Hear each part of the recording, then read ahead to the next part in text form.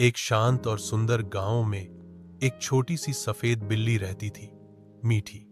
उसकी आंखें हरे रंग की थीं और उसकी चाल में एक राजकुमारी जैसा रौब था। लेकिन मीठी बाकी बिल्लियों से अलग थी। उसे ना दूध में मजा आता था, ना चूहे में। उसका ध्यान बस एक चीज पर था, गांव के आखिरी छोर पर बने नीले दरवाजे पर। वो नीला दरवाजा हमेशा बंद रहता था। उस पर लिखा था, यहां केवल बहादुर ही प्रवेश कर सकते हैं।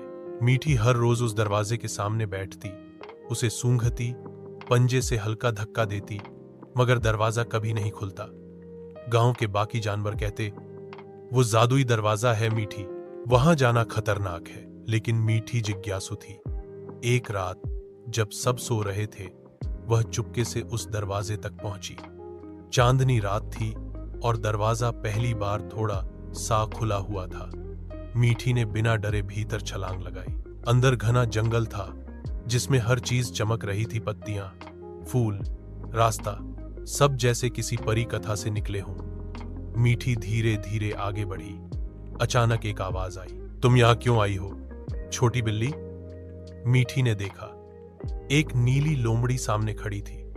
उसकी आंखें चमक रही थी। मीठी बोली, मैं बस जानना चाहती थी कि इस दरवाजे के पीछे क्या है। लोमड़ी मुस्कुराई, बहादुरी जिज्ञासा से शुरू होती है, चलो तुम्हें कुछ दिखाती हूं। लोमड़ी उसे एक बड़ी झील के पास ले गई। झील के पानी में मीठी ने जो देखा वो हैरान कर देने वाला था। वहां उसकी मां की परछाई थी, जो सालों पहले कहीं खो गई थी।